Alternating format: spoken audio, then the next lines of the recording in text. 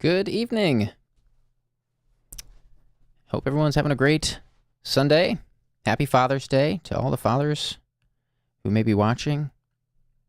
Let's be honest, I'm not sure how many dads are watching this kind of stream this late at night. I guess the kids could be in bed. But happy Father's Day. Hope it was a good day for everybody. Certainly was for me. My kids made this.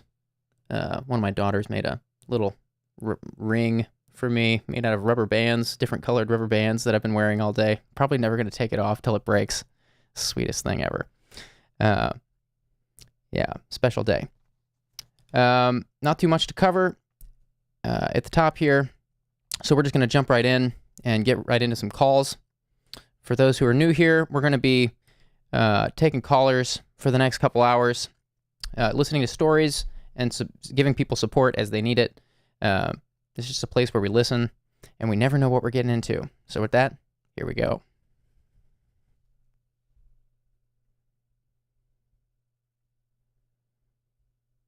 Tried to answer the first call, and I had a technical issue. Whoever that was, I'm sorry. My phone system is now resetting, so bear with me.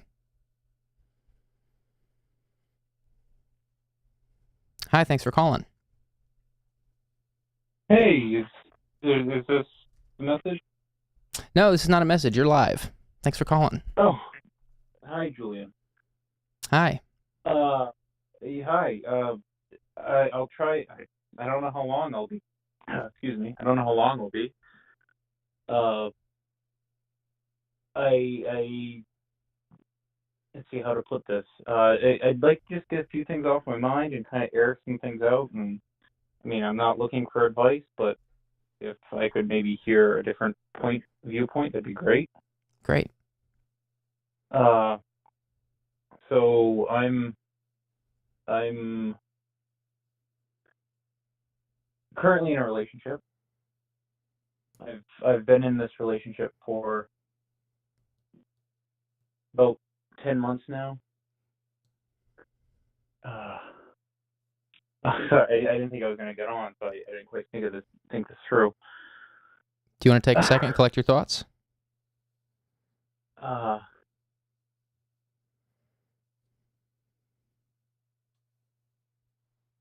Yeah. So let me back up here. I was in a relationship for 4 years right out of high school. It was a typical high school sweetheart, like, oh, we love each other, gonna be together forever, blah blah blah. And well, obviously that did not go through. That was 4 years ago. I broke up with her. However, it took me 4 years to almost get out back into the whole dating world. We had the whole the thing that must not be named. That kind of put a stop to everything.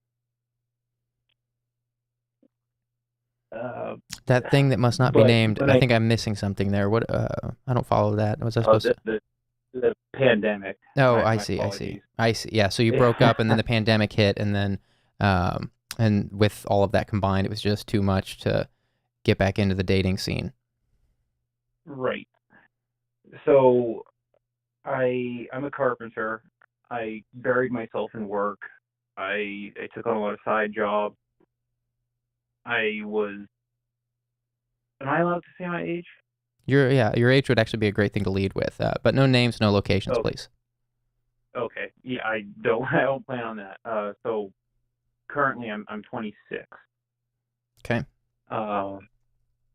So I was 22, 23 when this happened. I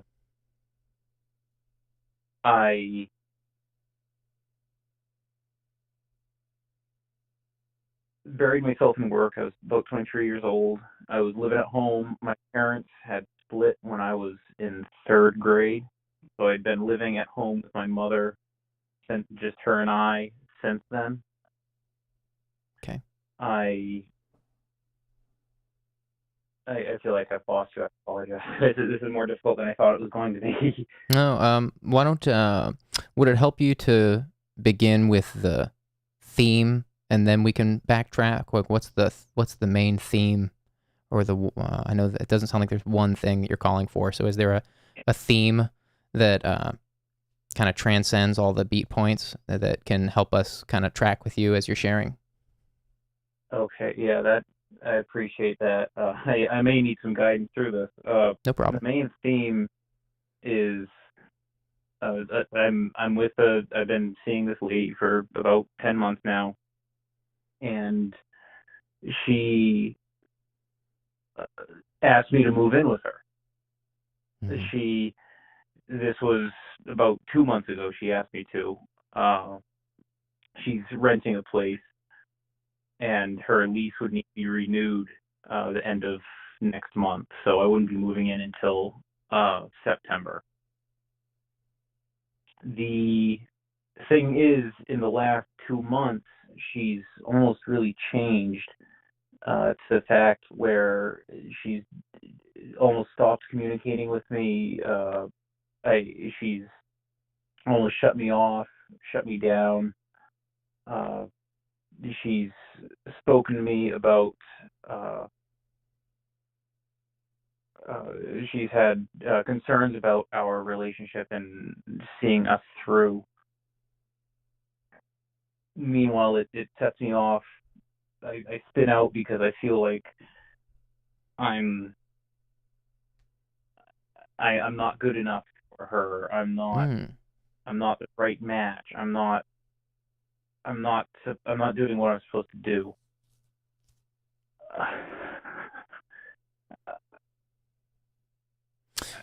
I don't know if I can do this. I'm sorry, Julian. Can I, no, don't give up on me. Can I take a stab at what I sense is going on, and you can tell me if I'm right or wrong? You've called in for a reason. I want to do whatever we can to make this a good call, let you get whatever you can off your chest. I also don't want to stress you out. I'll follow your lead there.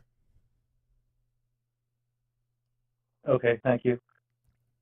So, do you want me to try to sum up what I'm hearing, or do you want me to just let you keep going? Well, I was diagnosed 3 years ago with extreme depression and moderate to severe anxiety, and I had most of it under wraps and under control.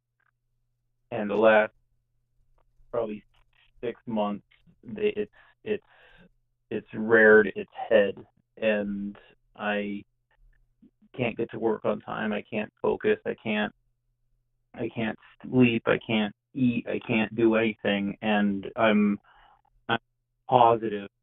I hate to admit it, but I'm worried that it's because of the relationship that I'm in, and because any time that I think of her or I have anything, I leave her house or anything, like I just want to throw up. I want to give up. I want to, and I think I know what I have to do. I just don't have the strength to do it. Where I don't want to break up with her, but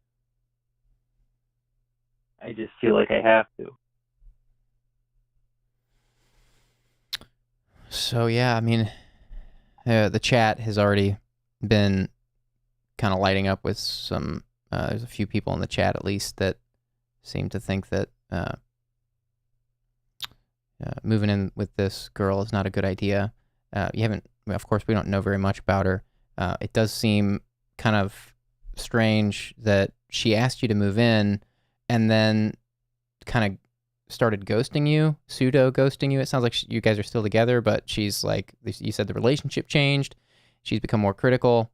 That's a red flag for sure. None of us know this person, and, of course, like, this isn't a relationship advice show, but we're happy to let you share here whatever you need to get off your chest and just create a space for you to think out loud. So, is there something that happened that caused the tone of the relationship to change after she asked you to move in? Why do you think it is that she would ask you to move in and then drastically change the tone of the relationship?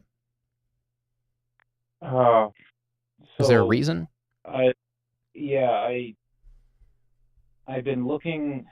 She asked me to move in because when I started dating her, I had been looking for a place to live. I've been looking for a house to buy. I've been pre-approved for a loan. I've been able and I've been looking, but I kept losing out to cash offers. Right. So I was talking to her and I said, I'm thinking about talking to my realtor, sending my realtor a message, saying that I'll take a year off and just see what happens to the market, whatever. And that's when she turned around. She said that she'd been thinking that she wanted to move in with me, or she wanted me to move in with her. Excuse me. And so I mean, it seems. I mean, I thought about it for a few days, and I got back to her, and I was all game for that. We went to another state, a couple states away, to go to a concert. And we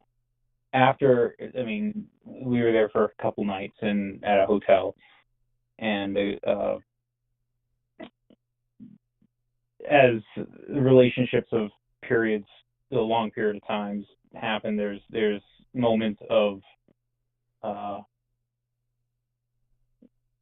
hot and heavy adult times, I guess I could say, Mm-hmm. if you kind of follow. Yeah. And she has a pretty extensive history of sexual abuse. Mm. And I don't know if something that I did triggered that. Something that I did. Well, I know something that I did, because she completely changed, and I stopped. Because, and she later told me it was because I was, how did I put it? How did she put it? More. I wasn't as subdued as I usually am. So I mean, I stopped immediately, and we went from there. So Which is difficult to make sense. By subdued, do you mean you said something or you stood up for yourself in a way that you didn't typically, and she didn't like that or something, or what was it? Yeah, that. I was more forceful than I usually am, because I'm talking sex. We were having sex, and I was more forceful because in days past, or times past, she enjoyed it. She had fun when I took the lead and was forceful. But something about this time, it triggered something in her, and she got scared and started to cry, and it was because of her past, and because she was abused and raped in the past. Mm. And I think I'm worried that that's the reason. This was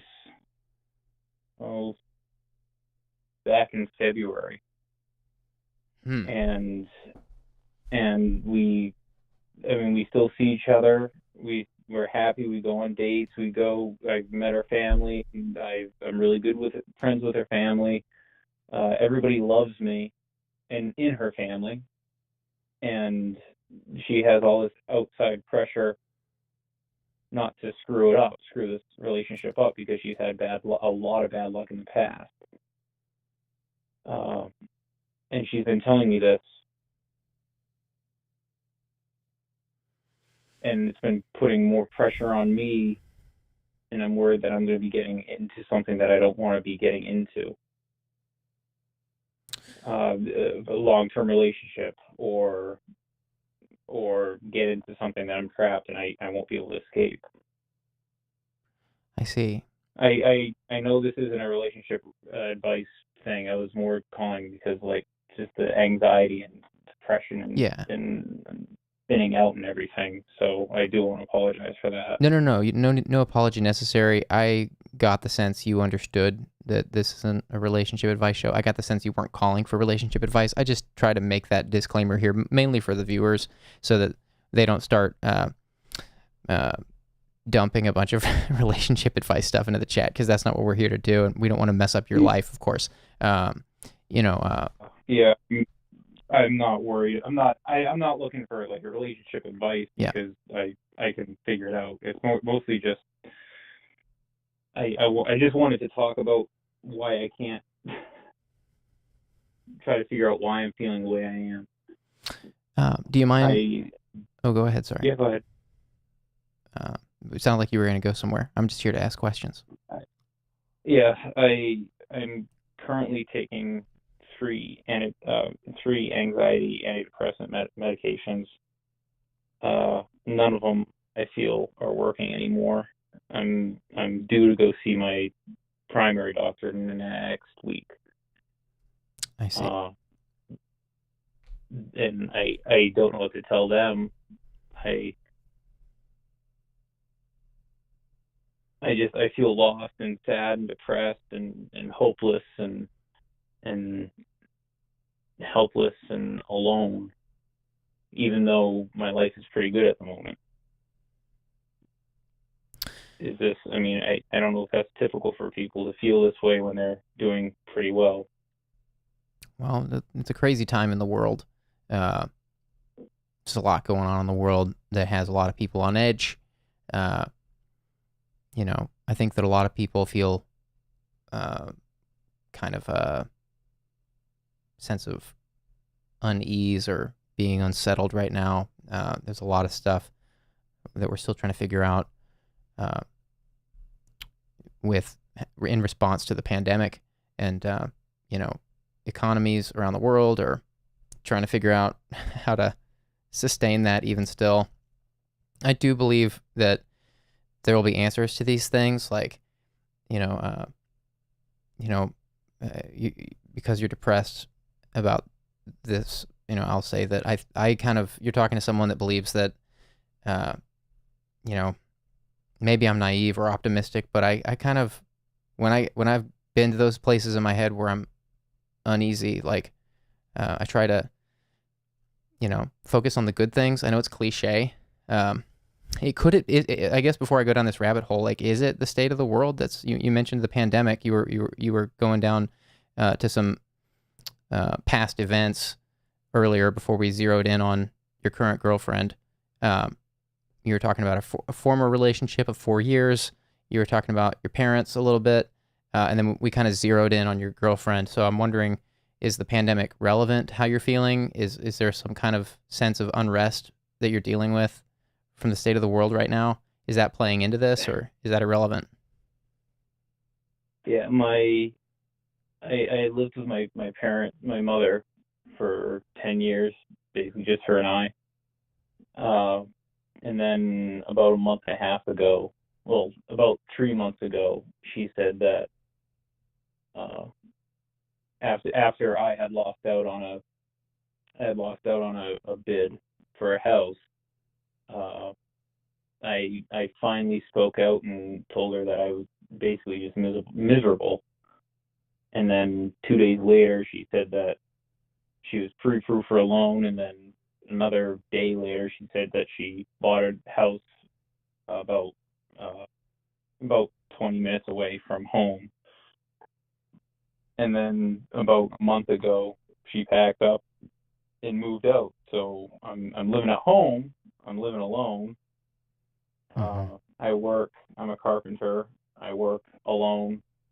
And then my relationship, I'm seeing twice, 2 consecutive days, so once a week. I'm basically just alone all the time. And I know it's not healthy. I know it doesn't help my mental state. But I'm tired of being alone. And it triggers things, makes me feel more hopeless and helpless, and I don't know where I could go to find company almost. Have you considered a support group? for people who maybe struggle with severe depression and anxiety. Can be a great place to meet people who are going through similar experiences who will understand, because depression and anxiety are largely misunderstood by people who don't suffer from it. A lot of people sadly still say things to people suffering from these things. A lot of people that are suffering from these things hear other people say to them, like, well, it's all just in your head and things like this. And that kind of stuff's not helpful. So I'm wondering if maybe it would be helpful for you to get around some people who really know what it's like. And maybe that'd be a great way to expand your community a little bit, meet some new friends, be in a setting in public with other people where you can talk. I don't know if you've considered that. Well, it never even crossed my mind. I didn't know there was such a thing. Obviously, like alcoholic and narcotic anonymous, and sexual abuse are anonymous. But is that what kind of group it is, or? Support groups aren't generally anonymous. It's more about the community. So, usually you sit in a circle.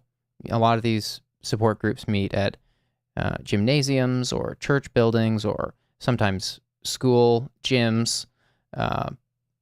And usually it's just like a group of anywhere from 8 to 20 people sitting around in a circle, taking turns, sharing about what they're going through. It's a little bit like Alcoholics Anonymous, I guess you could say, but the group itself isn't anonymous. But I think there is, I think they do provide anonymity outside the social circle, if that's what you're asking. Okay. I didn't know about such a thing. Yeah. Maybe you could Google some support groups in your area, and specifically for depression and anxiety. Might be good for you to get in a meeting once a week, or maybe more. I know some support groups meet more than that, but for some people, even just going once a week is enough to get these things off their chest, and hear other people describing their experiences of it can help make you feel a bit more sane and a bit more normal. And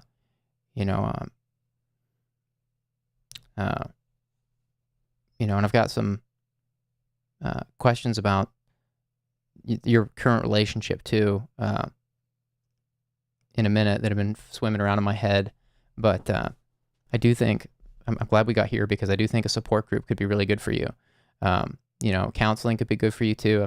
Counseling is good for everyone. I've kind of winded down talking about counseling here on this stream, because generally, I think everyone should just have a counselor.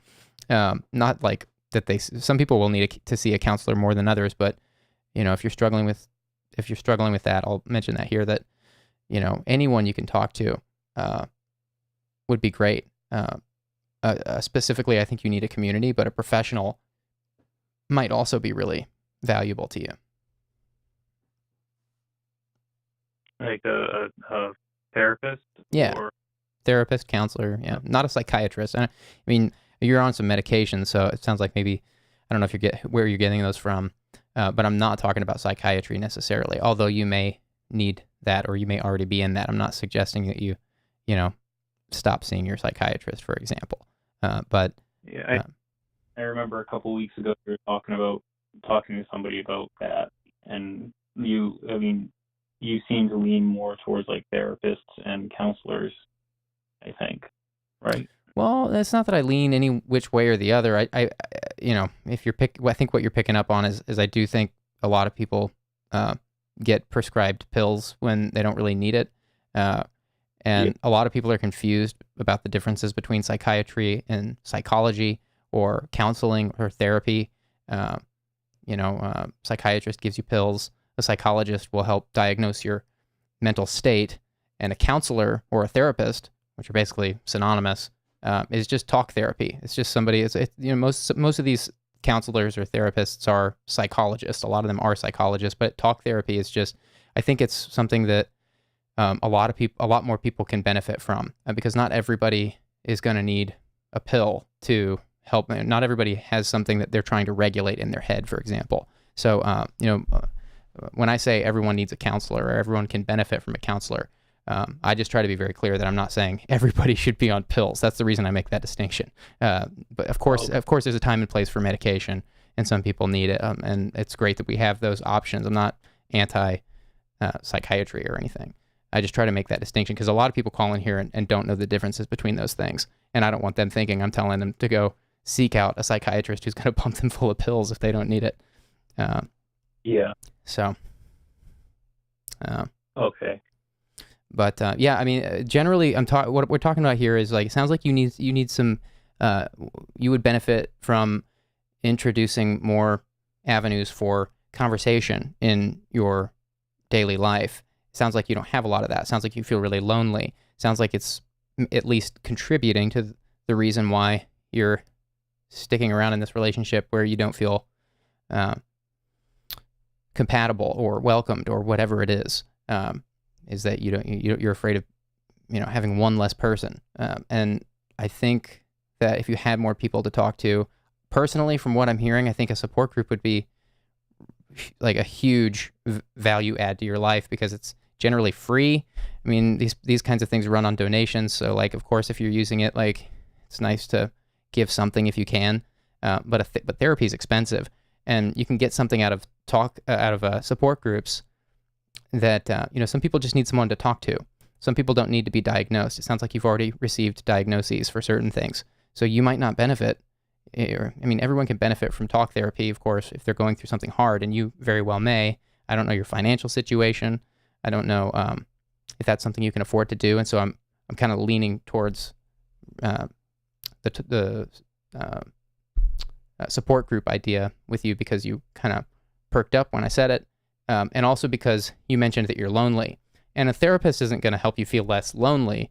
They're just going to help you process things that you're experiencing and kind of walk with you as you attempt to evolve in your life. A support group is very different. A support group is like a group of buddies that can be real. It's not like it's not in any way like identical to what we do here, but what we do here on Anonymous Live, that's why I kind of call it a listening circle. It's like, it's not a support group, but it's kind of, we're just a bunch of people that value places where people can talk about things. And so, we don't, a support group, one of the main differences between a support group and what we do here is that in a support group, it's generally revolving around a specific topic. So there's support groups for like different types of cancer. So if you've got like pancreatic cancer or something, you could find a pancreatic cancer support group and be in a group of a dozen or so people who understand that experience and can empathize.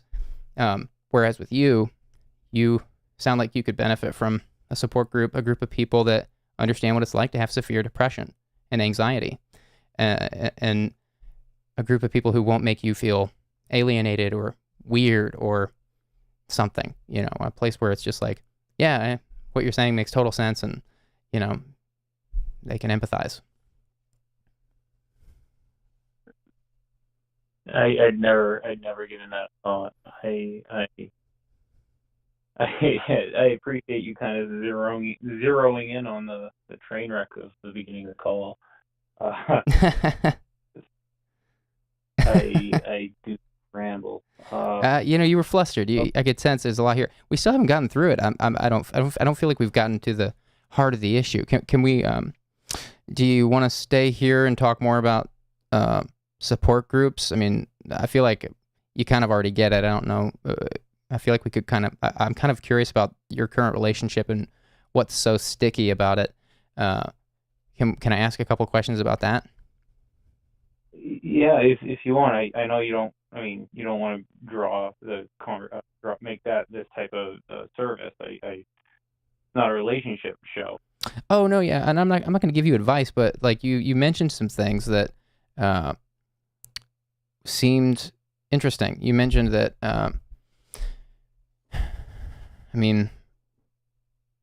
If we can provide a place where you can think out loud, and then we can be a sounding board for you. Of course, like don't take anything that we say as a recommendation. We're happy to be a sounding board, but of course, we're not telling you to do anything that we say here is not like a prescription. It's not like we're telling you to do it. It's just like we're providing food for thought. We're providing a sounding board. We're a group of people who care and are interested. So if you're not opposed to me asking some questions, there's a couple that I'm curious about. Shoot, go ahead. Okay, so this first one, I'm not sure how much you want to talk about it, so I'll ask it gently.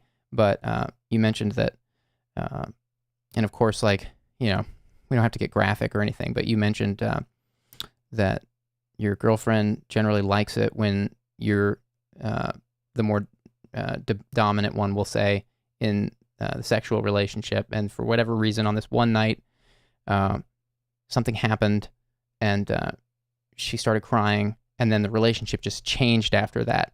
And then the relationship dynamics started evolving into this thing where she felt stuck with you because of her history, and her family's kind of pressuring her to stay with you because you're like they love you, and they think that you guys should stay together. And so she's feeling pressure to stay with you, even though something happened during the sex recently that made her feel triggered. And on the flip side of the coin, you feel stuck with her because you don't want to feel lonely. And so I'm curious, like, my first question is, what is it that happened? Again, like, you don't have to get graphic, but like, was it just that things got too rough? I have a much better way to ask it. I'm trying, because everything I'm asking is gonna like open up graphic details. My question is, like, do you have regrets about what happened that night? Are you okay with what happened that night, or are you having regrets? In other words, are you, like, after that experience, are you looking back thinking like, oh my gosh, I did something horrible? Or is it like, I have no slot for why she reacted the way that she did to what happened because I didn't do anything wrong? Like, what's going on? What happened? Or, what's the deal? I'm going to just say this first. So I did not rape her. Oh no, I didn't get that sense. I asked her. I just want to put that on record. Right, I didn't get that sense. That's not what I'm asking.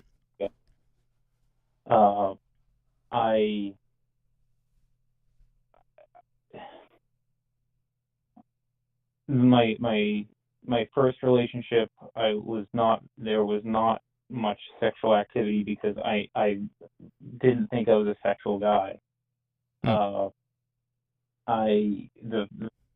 4 years before I met her, I was starting to believe and starting to think that possibly I would almost belong on the LGBTQIA plus spectrum of the asexual, like the person who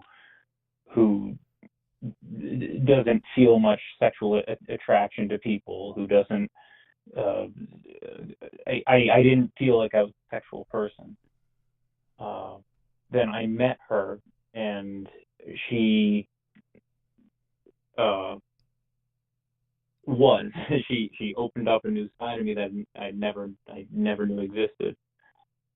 And I mean, it was the typical beginning of a relationship for about 4 months or so, and I mean, it was fun and dandy and everything. She told me that she had some history and some bad history, and I'd always been careful with her and always tried to take care of her and be gentle. And this one night, the only thing that happened differently was I was on, just being ungraphic, I was on one side of the bed, on the ground, foot of the bed, and then I just jumped from the side of the bed to the foot of the bed, and I grabbed her ankles and spun her around. And I think, and it was, she had told me, because we had talked the week after, and to try to clear the air and everything. And she had told me that because I'd done it before and she loved it and everything, and she just said there was something about that night, the setting, the just the feeling that night made her really remember the time that she was abused, and it triggered something in her that she couldn't shake. And I apologized and everything, and she said that there was nothing to do with me. We both were consenting adults. We both did what we wanted to do, and it was just something that happened that triggered her.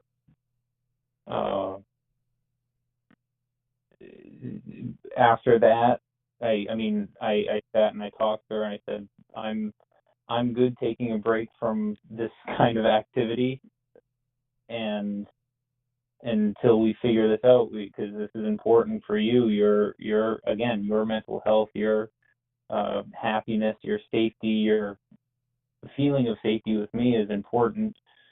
And I said, let's just pump the brakes on that and get this figured out. And that was 4 months ago. And since then, she's stopped taking any like birth control, stopped taking any, just trying to figure this stuff out, I guess. And meanwhile, I support her, whatever decision she wants, but not being graphic, I take care of myself. Right. So what is the reason you want out? From the relationship? Yeah.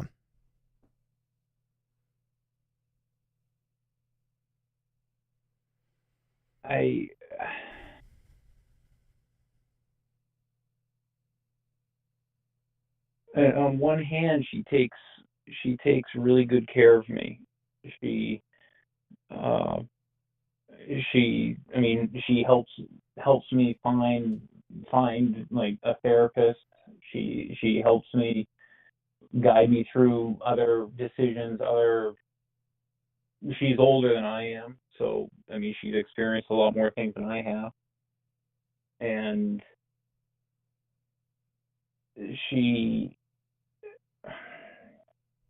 but because I'm 26, she's 36. Okay. And I should have led with that.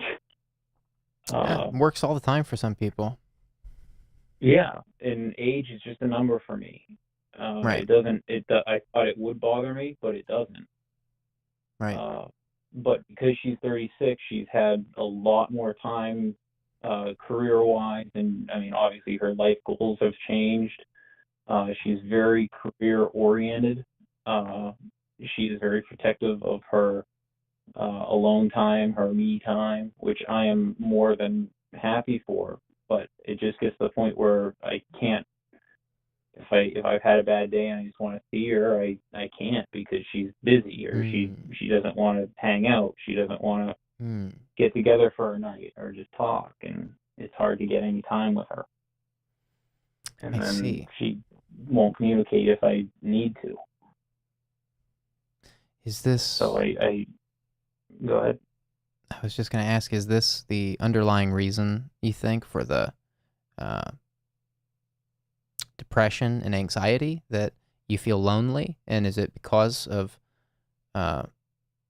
this relationship, or have you been dealing with the anxiety and depression for a lot longer than this relationship? I think the long-term relationship that I had back at the end of high school, I started having like panic attacks then. Okay. And it took me about 4 years after I split with that relationship to really kind of get everything under control. I had begun taking medication and started kind of finding my values and my goals. And I got to the point where I had most things under control. And it seems the last probably 4 months, things have gotten worse. And to answer your question, I hate to say it, I think it is true that the way that I feel so hopeless and alone is because I can't get in contact with her. I can't see her if I need to. I can't. She won't be flexible for me, but I'll be very flexible for her. It's very one-sided.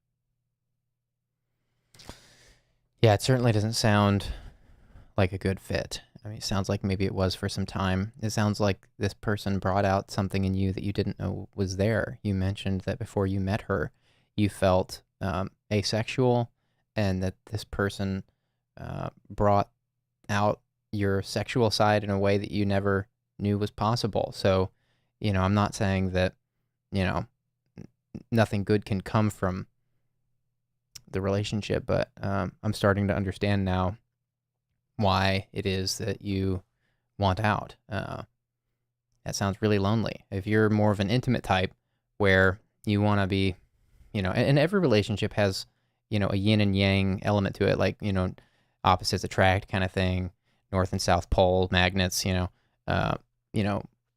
that is to say that, like, any person you're with, you're going to be attracted to something in them that is attractive to you because it's foreign or mysterious or, it's attractive. So, I don't believe that because two people are different that it's necessarily a bad thing. But I also think that it sounds like this is a really important thing to you. You mentioned that your anxiety and depression has kind of taken a nosedive this last 4 months since she's become more distant, and that is something to that is thought provoking. That I can see the predicament. I can see your dilemma. So are you afraid of how she'll react if you break up with her, or is it just that you're afraid of, like, is it the kind of thing where it's like, well, at least I have like some time with her where she's around. At least I have a little bit of a relationship. So, like, is it that you don't want to lose that, or is it that you're afraid of how she'll react if you break it off? I hate to be as this kind of person, but it's a little of both, really. We've never argued, we've never fought, we've never yelled, and it's not really keeping things bottled in because we'll sit down and talk. So I mean, but I'm afraid that she'll not get violent, but play the blame game and make me feel like a terrible human being. Oh.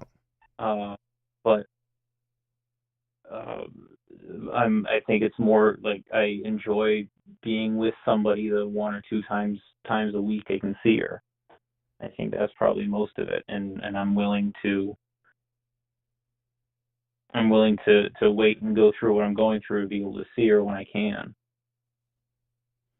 Does she and go through the knots in my stomach to get through the spiraling thought. Right. Does she tend to make you feel that way when you do something she doesn't like? Does she tend to play the blame game and make you feel bad?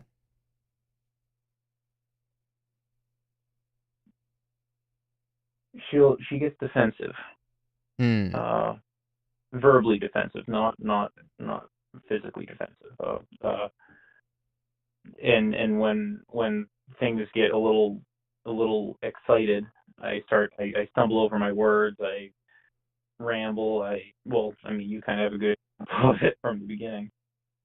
I lose my train of thought and I forget important details. So if I try to say what's on my mind and say what's bothering me to her, she'll pinpoint on one thing, and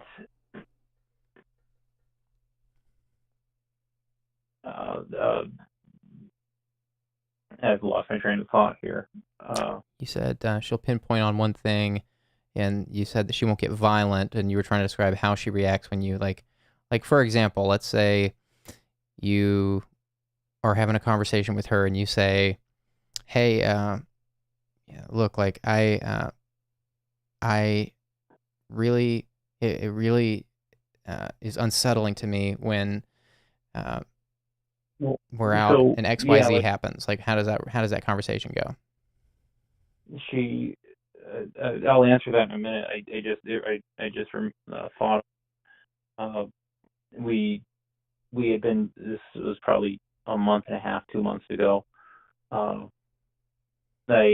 was going through like a spiraling pit, and I wanted to tell her the like one thing that she had acted and whatnot that bothered me, and I could have thought of a better word, but there was multiple times where she almost gave me like ultimatums in a relationship.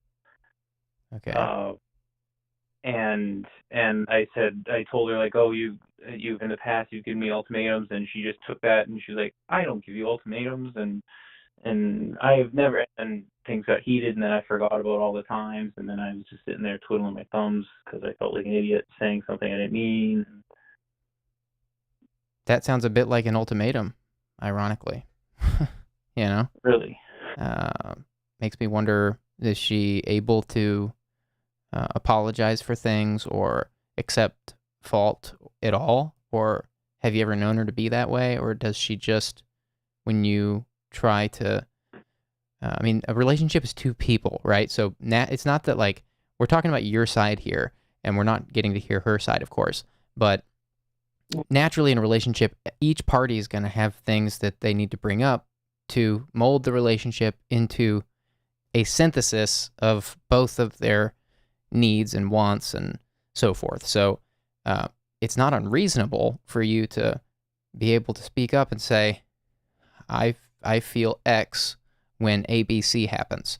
And I'm wondering, like, in those kinds of conversations, is she ever have you ever heard her accept your take on something and see your perspective and change hers? Or is she stuck in her ways? Is she avoidant to making amends or apologizing? That's the kind of stuff I'm getting at. She's pretty. She's stuck in her ways. She's hard to sway decisions one way or another. She makes up her mind, and that's how it is.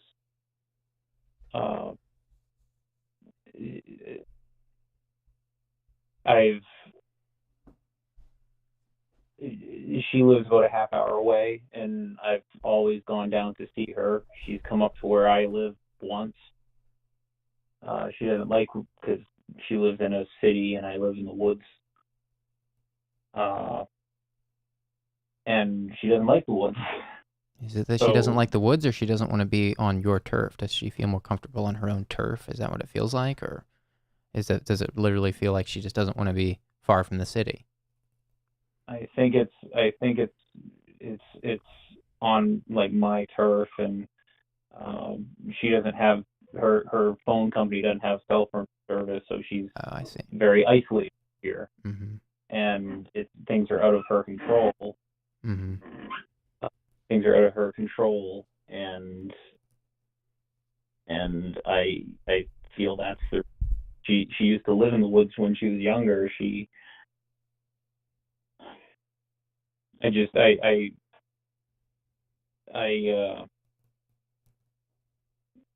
feel that if I'm who I really am, she won't like it. Yeah, so the kinds of questions I'm getting at are the kinds of questions I ask when someone's sharing things like you're sharing. And I'm trying to tiptoe here, admittedly, because I don't want to come right out and suggest something that might not be the case. But I do think there's a book you should read to determine if you're dealing with someone who can actually empathize with you, or if you're dealing with someone who is stuck in their ways and can't change, because some people can't change. And it's, are you familiar with this book, Should I Stay or Should I Go? I've heard of it. I'm writing that down now. It's easily the most popular book on this stream. I don't know why everybody calls in here with such similar things. Maybe it's just that people aren't so complicated. Maybe it's that we're all, maybe it's that the world is simpler than I'm making it out to be. What's that? That's probably where I heard it from. Oh, okay. Yeah. So it's a book. I'm just going to come right out and say it. This could be a totally off-base recommendation or suggestion or whatever you want to call it, that you read this book, because it doesn't sound like, I'd say I'm like 1/3, 2/3 on this. Like I'm 2/3 confident you should read it. I'd say there's a 1/3 chance that you'll read this, and it could still be a valuable read for you, even if it's not applicable to your relationship. This is a book that I think a lot of people should read, even if they're not in a relationship with a narcissist. This is a book about breaking up with a narcissist. And I'm not calling your girlfriend a narcissist. There's no way I could know that. It doesn't sound like you're even questioning that, but you are saying some things that are very on the point of this book. You're saying things like, she gives you ultimatums. You're saying things like, she doesn't want to be on my turf. She wants me to come to her all the time. Now, there could be a logistical reason for that if you're really far away and she doesn't like, being out in the woods. That's a possibility. But there's other things too, like it sounds like it's a volatile relationship. It sounds like some of that may stem from her. It sounds like a lot of it does stem from an abusive background she has. So there's a lot of mystery to me here. It's a lot of questions, but since you're debating this, I think you should read this book because it could be life-changing if it's on topic for you. If I'm not off base, it could be life-changing. I'll put it that way. So I'm putting this in the chat for you. I'm going to put the Goodreads link so you can just read a little bit about it before you buy it. Should I Stay or Should I Go? This is by Dr. Ramani Deversala. Dr. Ramani also has an amazing YouTube channel that you could browse for free before you commit to listening or reading her book. If you want to just get it's none of her YouTube content is as thorough as the book I just suggested, but it might be a nice like warm up or ease into the subject of narcissism. This is a book that helps you kind of determine if you're in a relationship with a narcissist. And narcissism is a word that gets thrown around a lot. It's like actually this is kind of a problem in and of itself. A lot of people are just really quick to say, yeah, that person's a narcissist, and it's really not fair, and it's really not helpful to people who actually are in relationships with narcissists. Not just romantic relationships, familial relationships, working relationships, friend relationships. If you're in a relationship of any kind with a narcissist, the difference between someone who's throwing that word around as an insult and someone who's using it as a label for their experience as a way to heal and grow and put their life back together. Because if you are in a relationship with a narcissist, it can derail your life. And you mentioned that your depression and anxiety has taken a huge nosedive in the last 4 months. These are all indicators to me that you should read this book. So I hope you enjoy. I've read this book twice. Amazing read.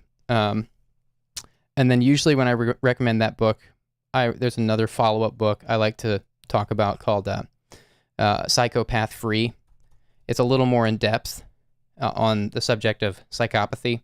It gets kind of granular on each different type of psychopath, and it's not so much about should I stay or should I go. Like, it's not about breaking up with them necessarily, but it's more about like the nitty gritty. Like, so in other words, Should I Stay or Should I Go is a great first book to read to kind of get a sense of. It's a great introduction to the topic. And then if you in that book and you're like, oh my gosh, I think I'm in a relationship with a narcissist, Psychopath Free would be a great second book to read. It's by Jackson Mackenzie. And I'll put this in the chat for you as well. This book actually has a questionnaire that is 30 questions long, and they ask you a bunch of yes or no questions. And depending on how many you answer yes to, they claim, for example, if you answer yes to 21 questions, then you may be in a relationship with a psychopath. And then they say if you answer yes to 25 questions, then you're definitely in a relationship with a psychopath. So that's another really eye-opening book. If you finish Should I Stay or Should I Go and want a little more information, I'm putting this in the chat for you. A bunch of people in our community have read these books. Amazing books. And there might be typos in my chats to you, but I've put all this in the chat so you can revisit it. But my friend, I'm really sorry to hear about what you're going through. It sounds really rough. I'm glad that you called in. I'm glad that you're open to a support group. A lot of people, when I say that, they're kind of like, "What, you mean like Fight Club? Like Bob has bitch tits?" Like, no, that's not what I mean.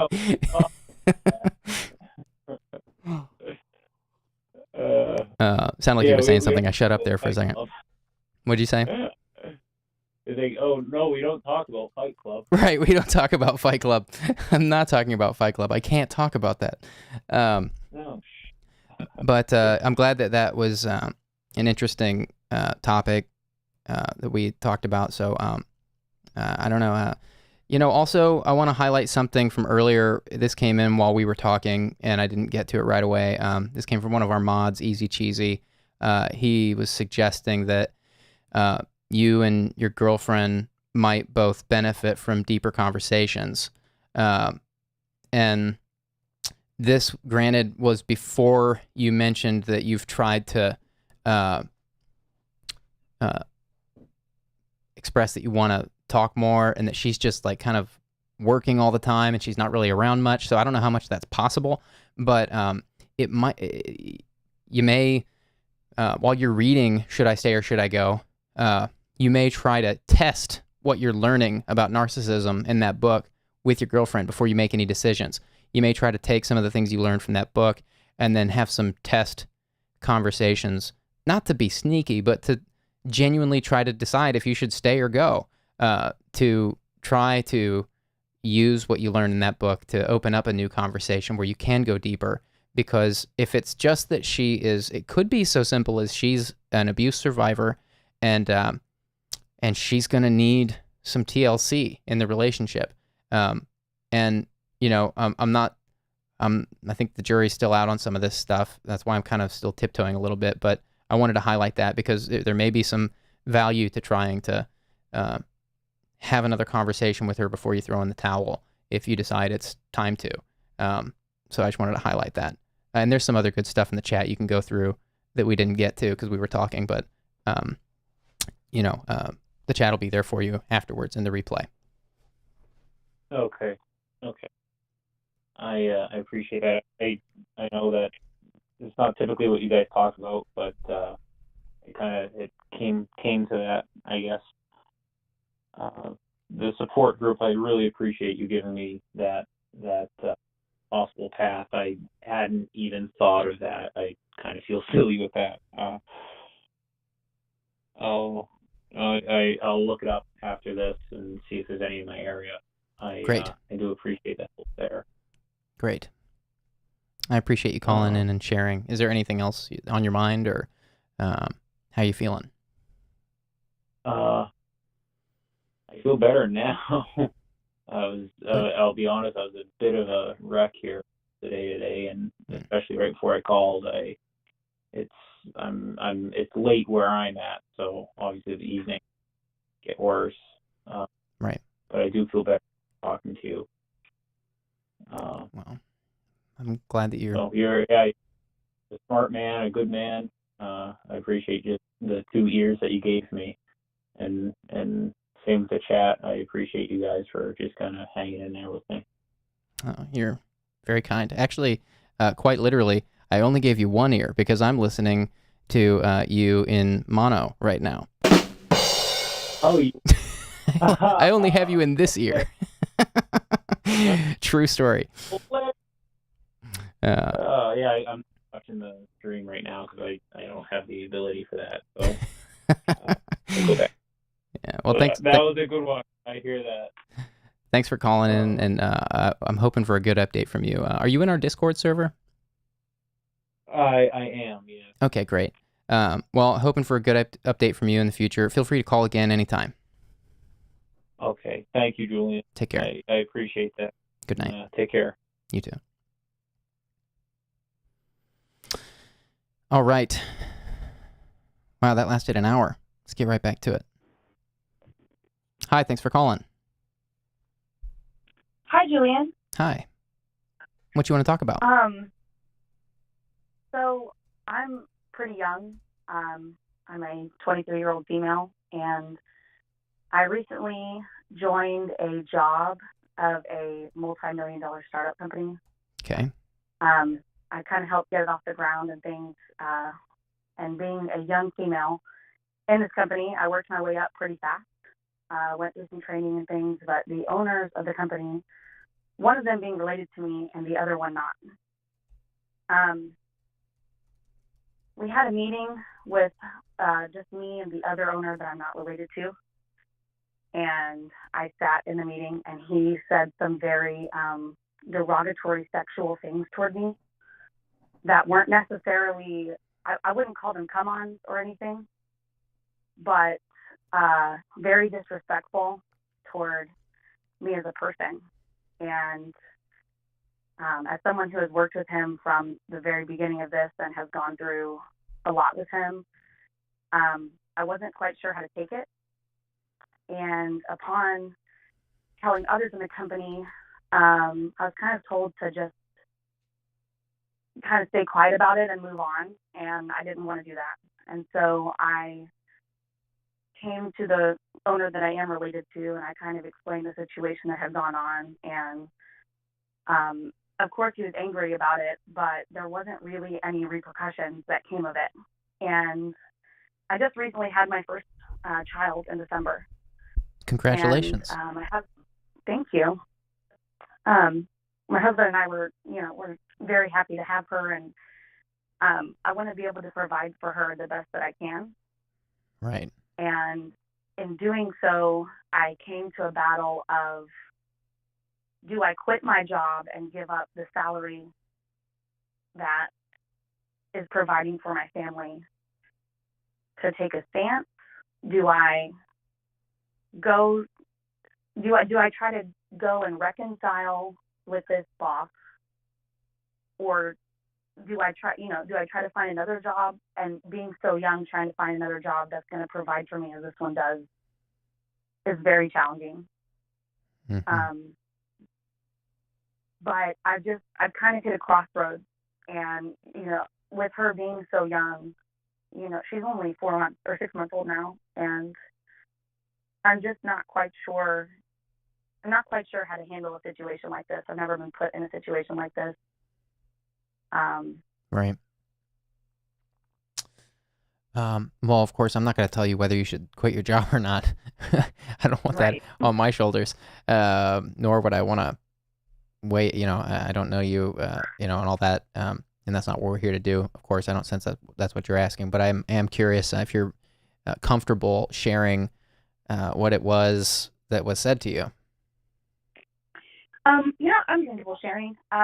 So I came into the meeting, and it was more of a critical meeting where he was criticizing and, building up the company and telling us what we can do better, which on a certain level I do appreciate. I'm somebody who takes pride in my work, and I'm constantly training. I'm trying to learn more and, do better for not just myself, but for others around me. So when I entered the meeting, it started as a congratulatory meeting. They were ready to give me a raise and get me to all these new positions, and everything was going to be really great. And he started saying things. I don't know if I can say this on YouTube, but I'm going to share it. Maybe you can censor it a little bit if it's that graphic. Right, I'm going to. One of the things he said was, he was talking about his man boobs, and he says, I play with mine. God knows what you do with yours. And that kind of took me back. Well, he continued, and then he started criticizing my work. And he started talking about how, word for word, he said, nobody in the office likes you, nobody respects you. They just think of you as the boss that I'm related to, his daughter. And in my experience, I haven't experienced that side of it. I'm well respected in the office, and this other boss is from out of state. And so he flies in and does his little go rounds, and then he leaves. But first he started with that comment, and then he continued, and he said that the conversation was as good as sex, and he needed a cigarette after sex. So he went to leave the office, and he started laughing at what he had said, and another man in the office had heard him laughing pretty loudly and was like, hey, what are you laughing at? And he was like, I just had sex with her, and walked out of the office. Oh. And most of the other men in the office are quite older than me. I am the only female in the manager's ring of this office.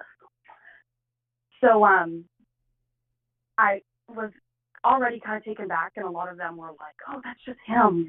He's from a different time. He is, but I didn't think that was an excuse to say the things he did to me. Right. That were about me. And I guess I don't know how to confront that or deal with it or really move on from it, especially with a job that I love so much and I enjoy the other people that I'm around so much. But I also don't want to set the precedent for other females in the office that that's okay to be around or to listen to. So did you mention you're the boss's daughter? You're the CEO's daughter or something? So I'm actually his daughter-in-law, but yes. He had started this company, and I was the first employee to had ever been hired on.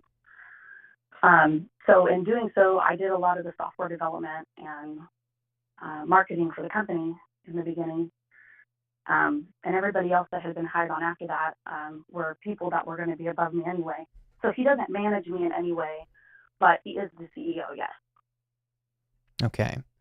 So, I mean, you kind of have a degree of invulnerability here, right? Like, I'm not saying you go in guns blazing, but like, I'm wondering, is there a third option as opposed to just quitting your job or staying? Is it possible you could next time is it possible you could call a meeting with this guy, or that next time you're in a meeting with this guy, you could say, listen, I love my job. I know I'm good at my job. I want to, I believe in this company, and I want to pour everything I am into my role here. I want to drive as much value into this company as I can. But I can't do that if I feel disrespected by you. I'm assuming this guy's your superior or your senior of some kind.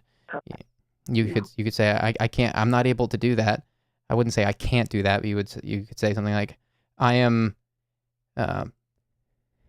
it hurts my ability to do that if I feel disrespected in this role. If I am hearing from my superior that I'm disrespected in the workplace, and comments are made about my body in front of colleagues. All of these things are things that will hurt my productivity here. And I wonder if there's a way that you could have a conversation like that in a non-accusatory kind of way where your truth can be told, and also you can avoid inflaming anything.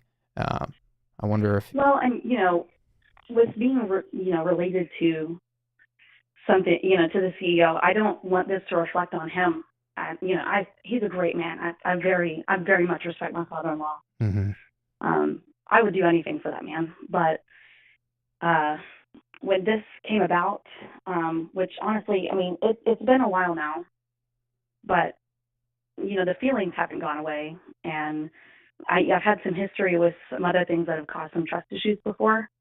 And so I just already am kind of on edge whenever I come across situations like this, I guess. And, you know, my husband, he's always protective of my heart and my feelings and my self-worth. And so he actually kind of fell on the sword and attempted to confront him. He also works in this company. Oh, wow. But he does a lot of the IT for the company. Okay. But he had just kind of said that he had heard the comment and he was offended by it. And so a meeting was called where he did come forward and apologize. And a couple months later, we're sitting in another manager's meeting, and it's me and probably 10 other men that are managers, and they are all 40 and above. So, I'm already at a disadvantage in the room.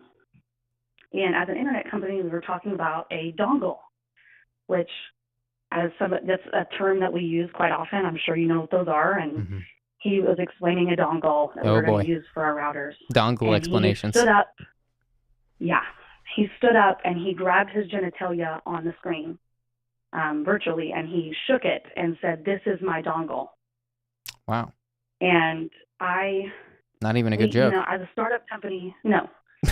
As we started the company, we're not a very large company as of yet. And so, as you can tell, it's a lot of family that's in here and friends and, a lot of close ties that have started this company, which is part of the reason why I really love working for it. Right. But when this happened, of course, I feel uncomfortable. And the other men in the room felt uncomfortable, but no one had said anything. And so I just kind of raised my hand and I was like, I would appreciate if we could keep the sexual comments to a minimum. And he just kind of laughed it off as if it wasn't a big deal. And, as my age being a lot younger, I kind of feel like I can be dismissed pretty easily in a room, but also as a female, sometimes that also plays into it, especially with so many men in the room. Right. So that being said, we had tried to kind of confront the situation and make it better. And he did apologize, but I feel like when you apologize and you say, "I'm sorry," you're saying that it's not going to happen again in my head. And maybe that doesn't mean the same to him, but we now have other female managers, and they have also felt uncomfortable at times. And we don't have an HR department. We don't have any of that built out. And so it's one of our close friends that works for the company that kind of deals with it. But he's a managing partner, so he's another CEO. Mm-hmm. And now there's like this kind of he's not well respected anymore, of course, but I don't want to be the reason that his reputation gets ruined either.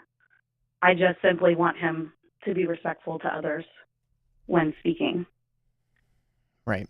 And so, I don't know. It just feels very heavy. Well, the chat, just to be clear, I've seen a couple comments from the chat, just so the chat knows. I've seen a couple comments from people saying that you need to just document all this stuff and keep reporting this guy to HR. I don't know if there is an HR, as it's a internet company. You mentioned it's a startup. A lot of startups don't have an HR department, but right.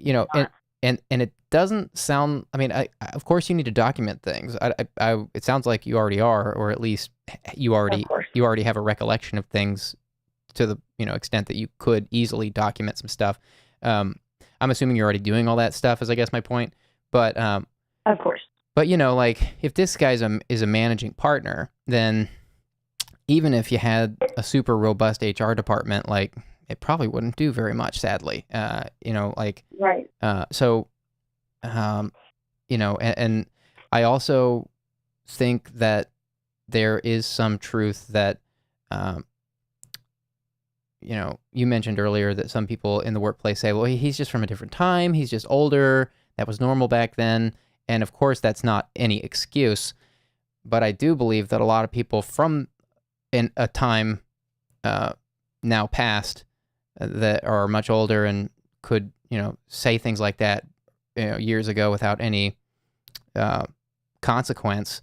A lot of those people probably aren't going to change no matter what they do because it's just so like some Right. some of these people are older, and unfortunately a lot of these people are just going to have to die before things get Right. better. It's not an excuse. I'm not excusing the behavior because it's wildly inappropriate, and not only is it wildly inappropriate, it stands in the way of your productivity as a professional. It stands in the way of your ability to add value to the company, which is kind of why I'm trying to figure out if you think it's possible to have a direct conversation with this guy where you respectfully and not in a way where you're compensating for being one of the only females there or being Of course.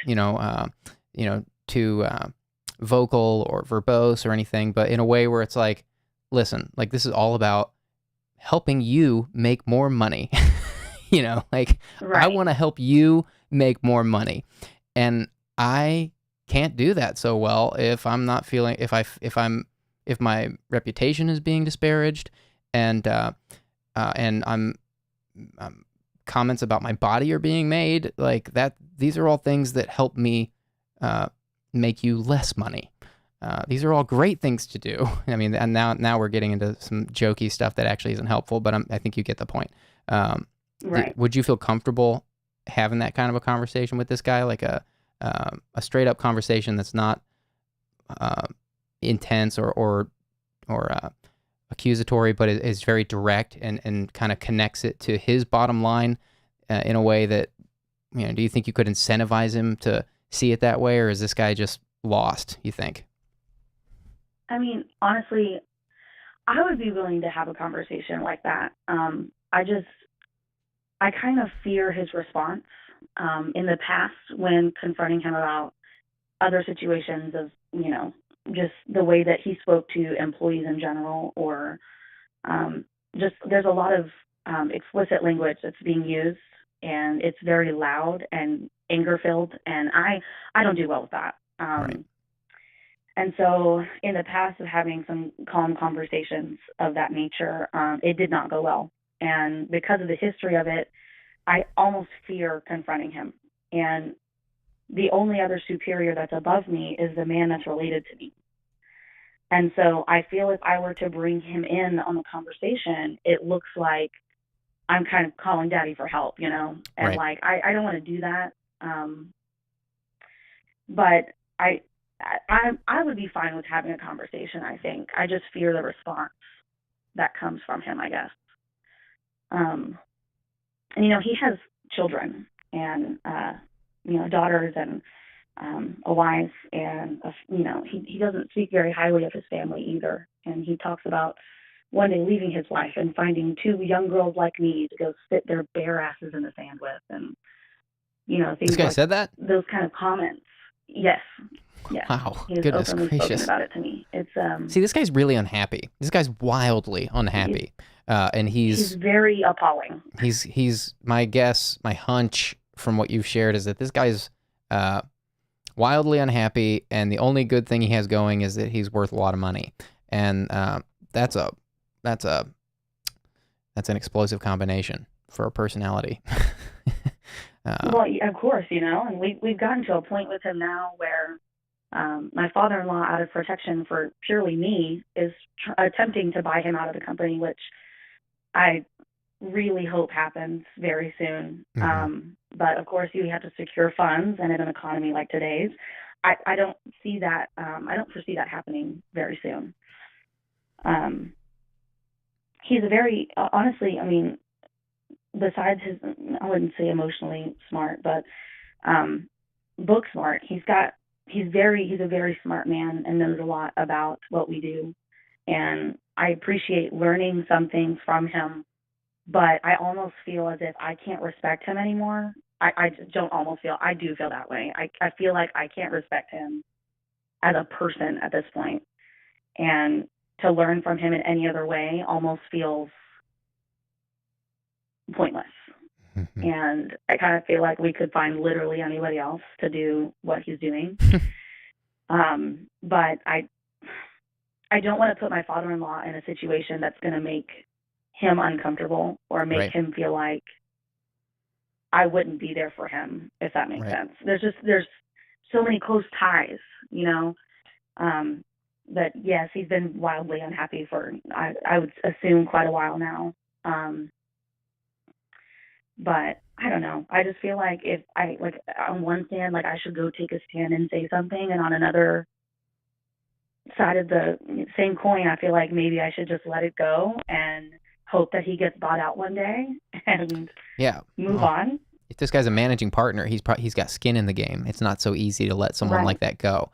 It's not just like you fire a managing partner. He might have invested into the company, for example. These kinds of things may be the very reason. In fact, they often are the reason why people in high places of authority can flaunt their power. They're like, look, I can shake my genitalia on a Zoom call and say this is my dongle and not get fired. They're showing off. And a lot of these people know they're unfireable.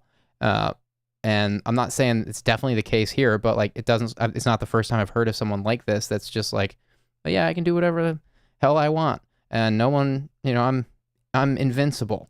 That's sadly a thing that is very normal, and I think it's becoming less normal. I do think it's specific to a certain generation. Sadly, we're going to have to wait for some old people to die off. I hate saying that because it's so morbid, and I sound like Thanos. But I guess it's impersonal. I'm just saying. I'm not trying to make it personal. It's an impersonal statement. I'm saying I'm empathizing with you that of what that feels like. What I'm hearing is that your challenge is going to be to remain in a position if you decide to keep your job. Your challenge sounds like it'll be that you are in a position where you're under this guy and you kind of have to respect him. Doesn't mean you have to respect him personally, but it sounds like your challenge is going to be to, I guess what I'm saying is, and this is just my opinion, and I might get some opinions on this opinion, but it sounds like this guy, you said it yourself, this guy's a really smart guy. He's read a lot of books. He's made a lot of money. It sounds like he's done his homework his whole life. It sounds like he's set himself up into a really good place in life, at least financially and professionally. So it sounds like your struggle is going to be like, how do I learn from this guy professionally while completely and utterly disrespecting him personally? And if you can do that, that sounds like the home run. If you can walk, it's a tightrope. It's that there is like a tightrope between the Twin Towers. It's like a very difficult tightrope. Of course, I'm not saying it's easy, but I think what I'm getting at is that it's really easy, especially these days in light of the Me Too movement and all these movements all these people are finally getting what they deserve. It's really easy to just cancel these people and just be like, this guy's a lost cause, and so-and-so is hopeless and they have nothing to contribute. And it's not always the case. Sometimes it's the case, but it's not always the case. In fact, it's probably a lot of the time, these people are valuable contributors to a machine, a business machine, but they are personally, their personal lives are a disaster, and they're irresponsible and reckless with people. And it's, I guess the point is that it sounds like, you said it, it sounds like there are things that he is very intelligent with. And so I think that's the challenge, is if you decide to keep your job, how do you remain under this guy in a way where you can move up without hating your life and hating him personally?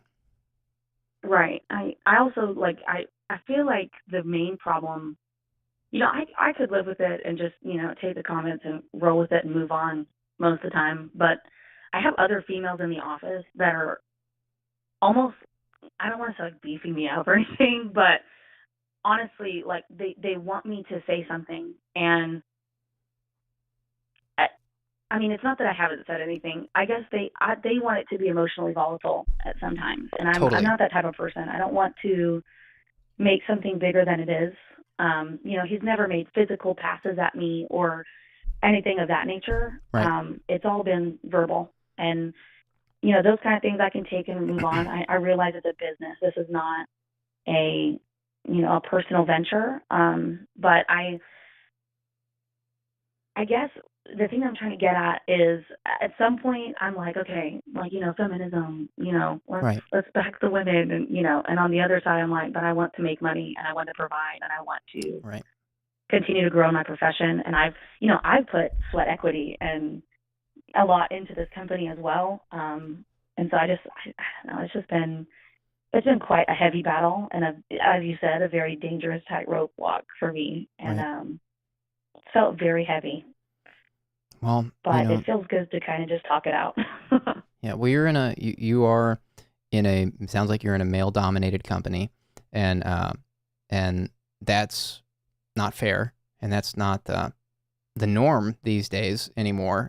I think a lot of companies are waking up and getting a lot better about diversity, and that is what a healthy ecosystem is made of, is diversity. That's like, I'm not saying this guy shouldn't lose his job. He should totally lose his job. He should totally lose it. Of course, I didn't get that from you. Don't worry. I'm saying it's unlikely if he's a managing partner that will be easy. It would probably be impossible in some cases if he's a managing partner. And I'm not saying he shouldn't. I'm saying that, like, that's what this caller's dilemma is that she's stuck between a rock and a hard place. And I appreciate you sharing. I hope this was helpful for you to just kind of vent that. I'm not sure how helpful any of us were. Of course, we can't fix your life. But there are a bunch of great thoughts in the chat. Some of them I got to. They'll be there for you in the replay after this, and you can kind of go through and pick and choose what seems relevant to your experience. Well, I very much appreciate you speaking to me today. I really appreciate all that you do on your channel. I've been a big fan of yours since middle school, and you've been a really big inspiration to me, and I just really appreciate you having these hard conversations and bringing light to these kind of situations. I know it doesn't put you in an easy spot by any means, but I really respect you, and I appreciate everything that you've said here today. So thanks for being my sounding board. I appreciate that. Thanks so much for all the support. You're very sweet and kind, and you sound very smart and great at your job. Wishing you the best at kicking ass there. Take care, and thanks. And call back anytime. All right. Bye-bye. Good night. All right, opening up these phone lines. Probably have time for one more caller at this rate, but who knows? Sometimes calls are short. Who knows what we're getting into?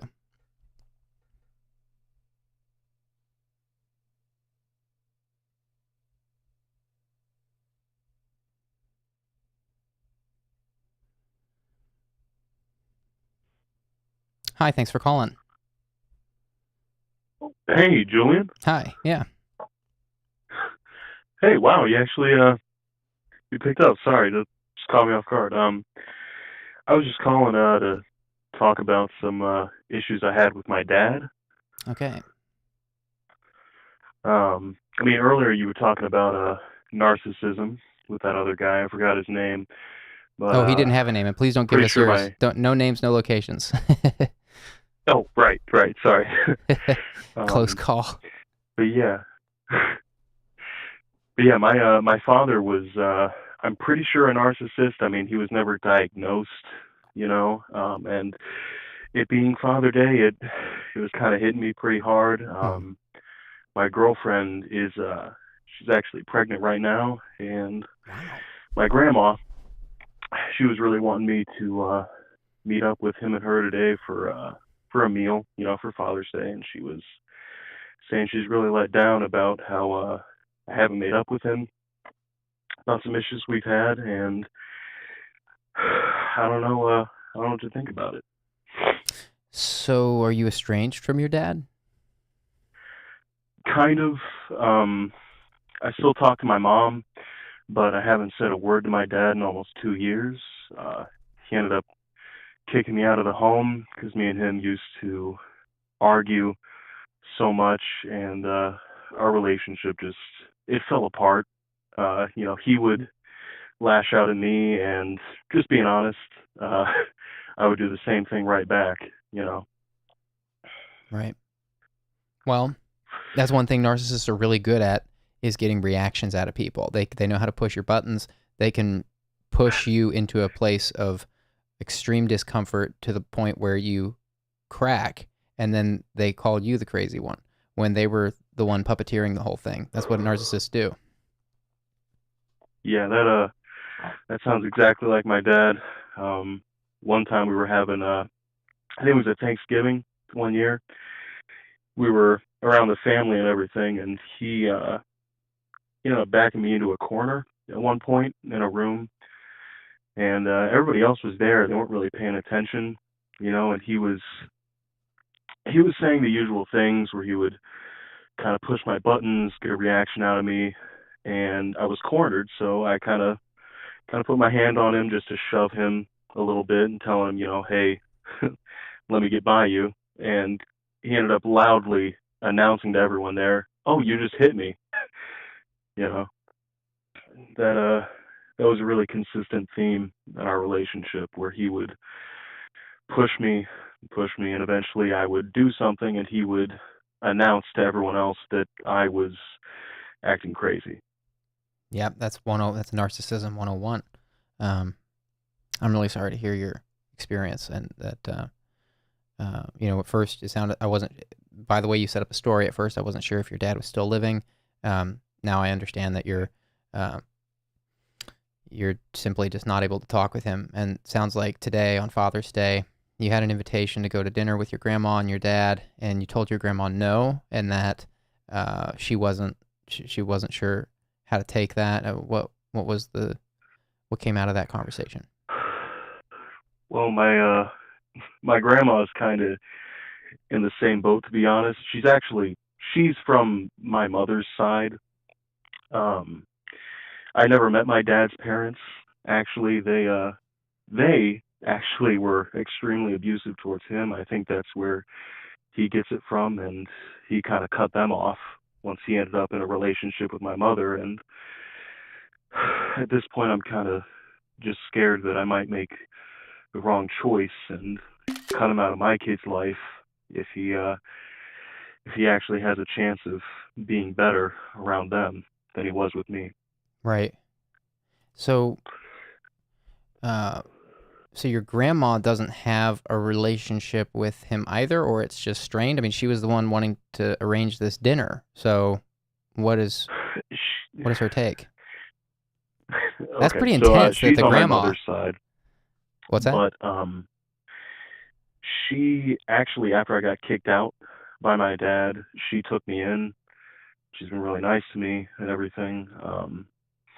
And she seems to think that our relationship was just kind of not the best. I don't think she really understands how bad it was with him.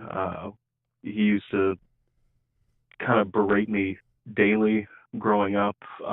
He even told me at one point that my birth was the reason that my mom ended up not liking him as much anymore. That sort of thing.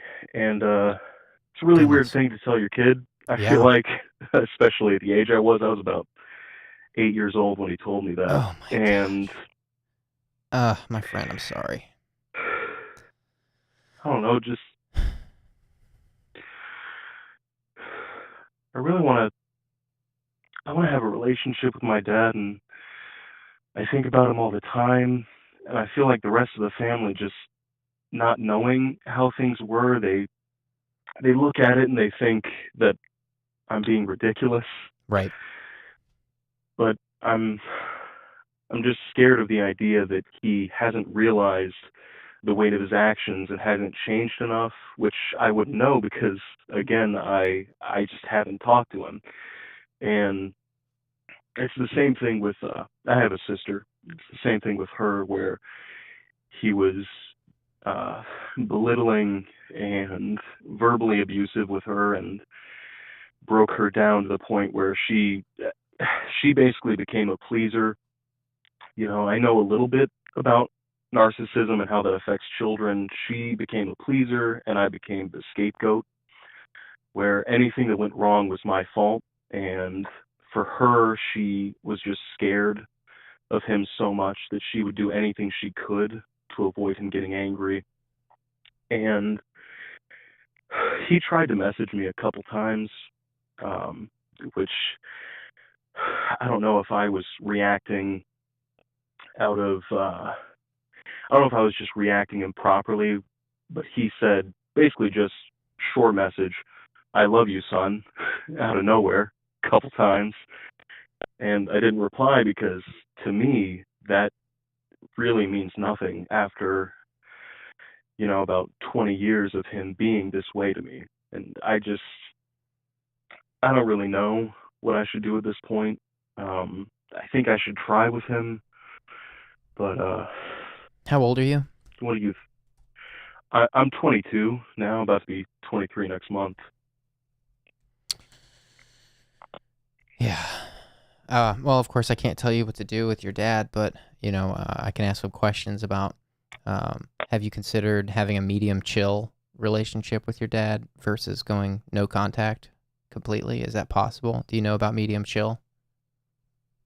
Um, I I feel like I know what you mean, but could you explain it? Yeah, so medium chill is basically a lot of people before going no contact try to change the nature of the relationship with the narcissist or the problematic individual. It's not all just about narcissism, but since you're dealing with a narcissist, um, medium chill is a way to try to salvage the relationship if it's not very healthy, instead of going no contact.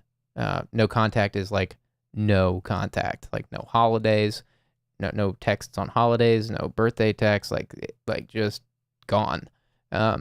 Yeah. And so some people, like, this medium chill thing is basically like you keep everything surface level. You keep emotions out of everything.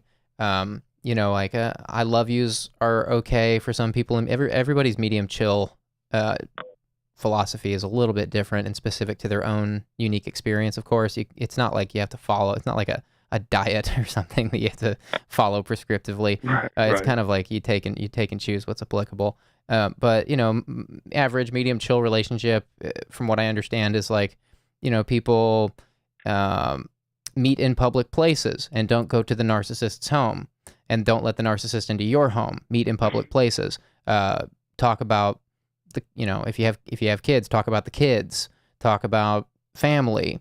Avoid controversial topics that might get the narcissist talking in a way that could be exploitative towards you, and try to, and just generally with your emotions, just remaining fairly subdued. And it takes a lot of discipline to do a medium chill relationship style, and it can be very difficult if you've got a really intimate relational history with the person, to change. And I mean, the person will know right out of the gate, like they'll be like, "What are you doing?"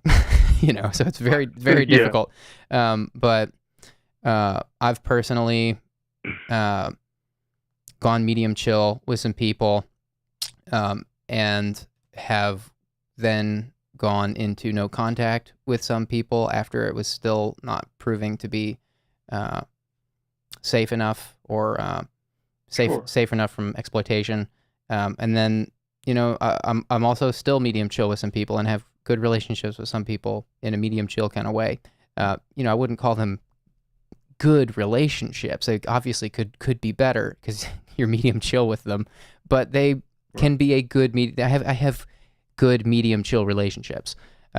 So it's better than having no relationship, in other words. And so, yeah, I mean, you can look it up. I mean, it's you can Google it, medium chill versus no contact.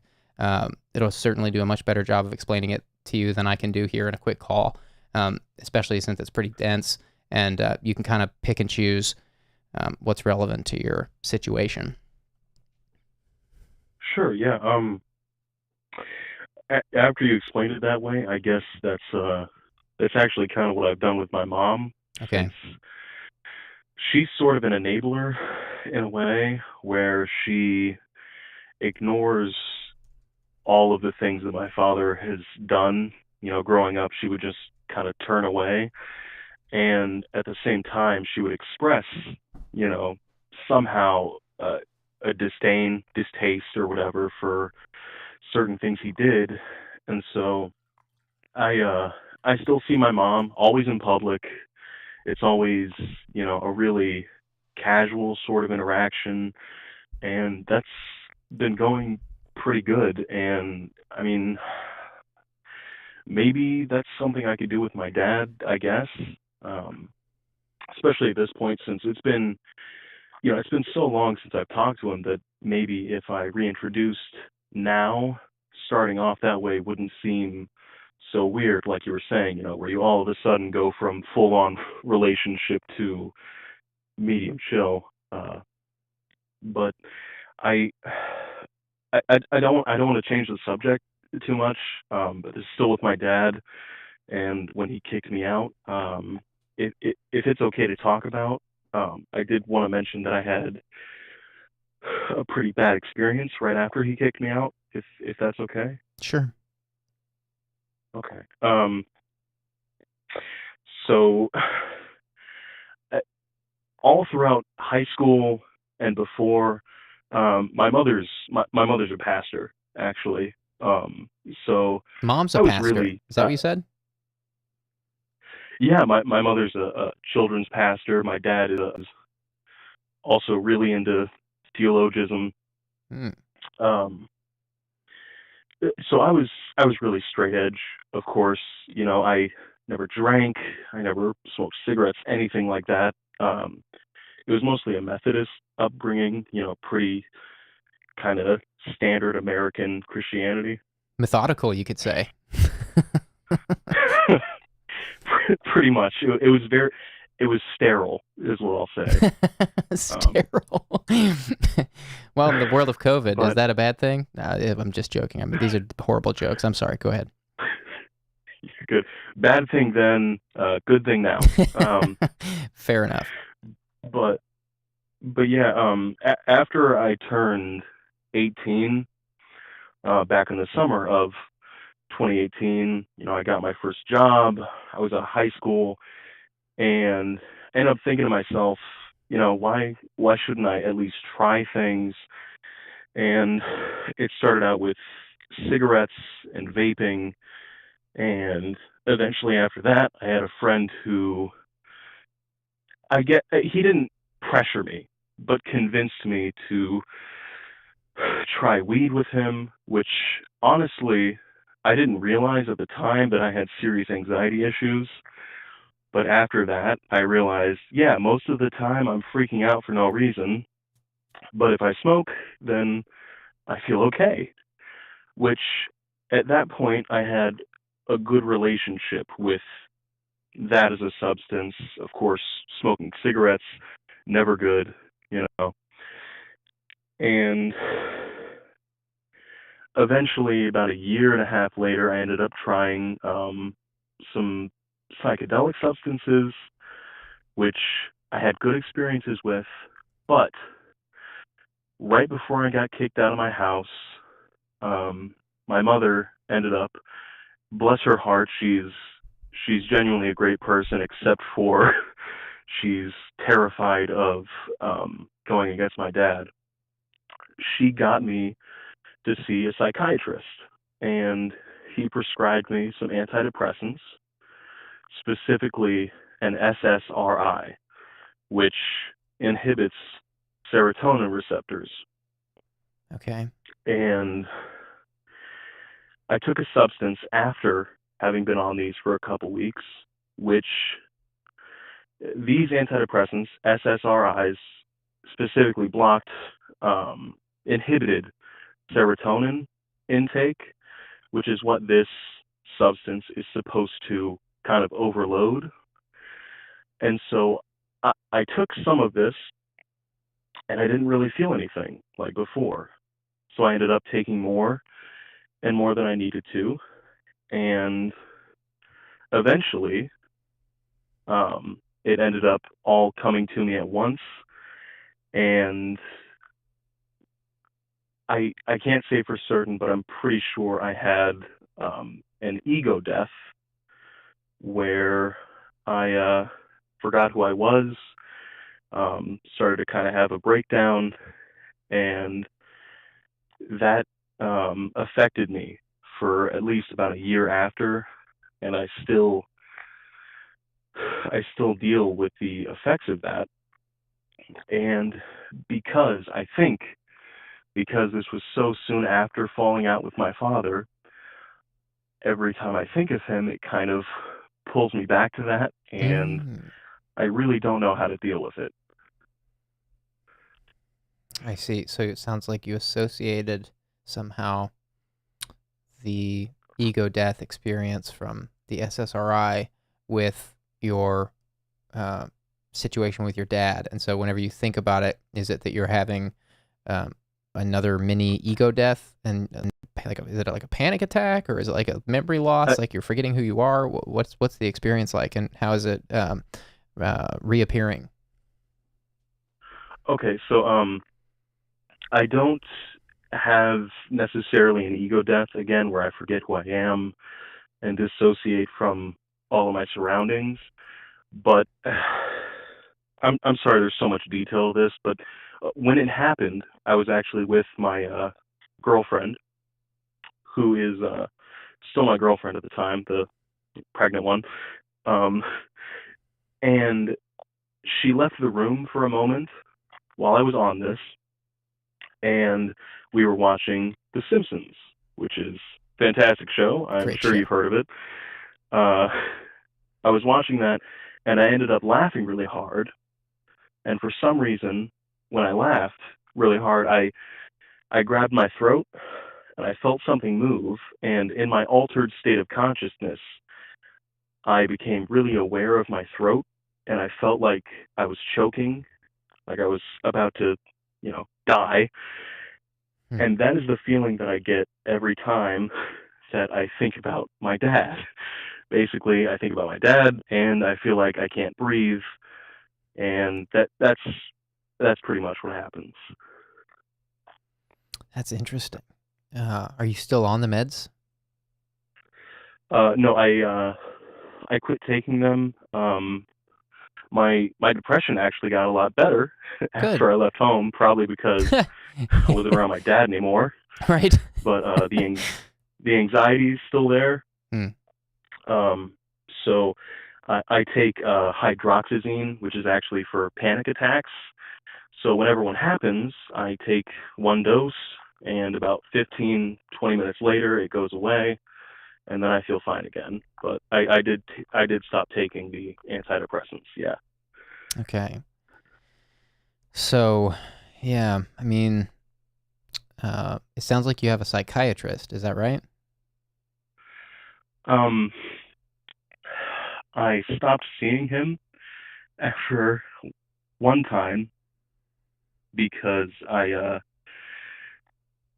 went to see him initially, actually, because I started overindulging in alcohol, and he came up with a plan to get me off of alcohol, and it sounded really extreme, and I felt like he was sort of dismissive of my problems, and I know it's not an excuse to just immediately drop a psychiatrist, but I just felt like he wasn't going to help me, and so I kind of still have a drinking problem, but it's better, I don't know, but I don't have a psychiatrist right now.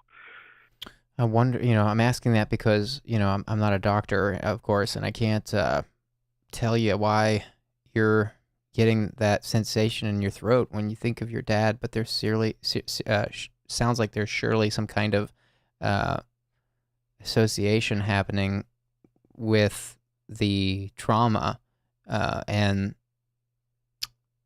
you're reliving it every time that thought pops up. So I'm really curious what your psychiatrist would say about that. I wonder if it would be worth it, if you think it would be worth it to go back for at least one more session and get your psychiatrist's take on that. I don't know where you left things with that psychiatrist, or if you burned that bridge, or if you could still go back and see him one more time. I mean, all kinds of things are coming to my head, but I don't know if any of it would be helpful. So I'm kind of holding back a little bit. I mean, you don't have to hold back, but I will say, I didn't think about it till recently, but there was one time when I was pretty young, where he did sort of and most of my growing up, he was never physical with anyone in the home, and I think that was because he was so scared of that. Because of his upbringing, he was physically abused, but there was one, maybe two times where he did kind of grab me around my throat, and Okay. I think maybe that might be an association. I don't know though. Or maybe, this is actually getting at one of the thoughts I had, like maybe when you were on that medication for the first time and you had that crazy experience, that ego death, maybe it took you back to that memory in that moment. Maybe it's the other way around. In other words, maybe you went there to that moment in your head and you refelt that sensation of your throat. You mentioned you grabbed your own throat and became really aware of your throat and found it hard to breathe.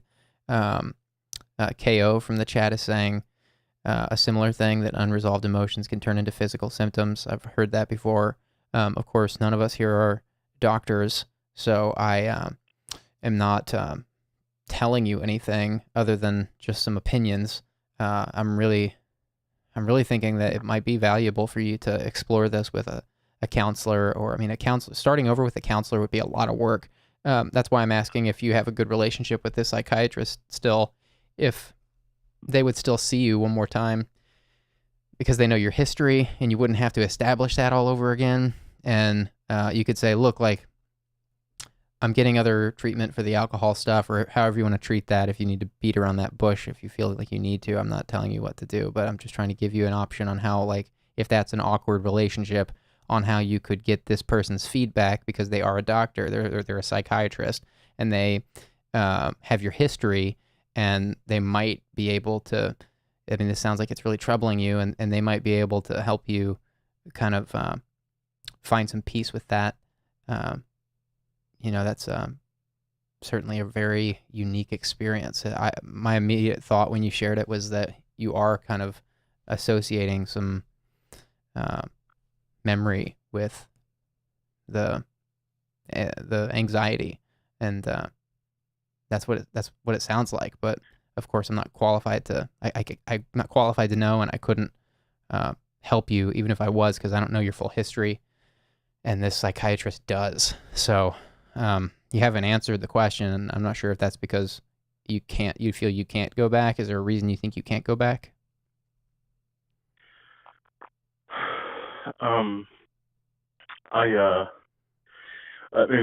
First of all, that even though you're not qualified, it's just really nice to talk to someone. Yeah, that's really why we do appreciate this. it. Yeah.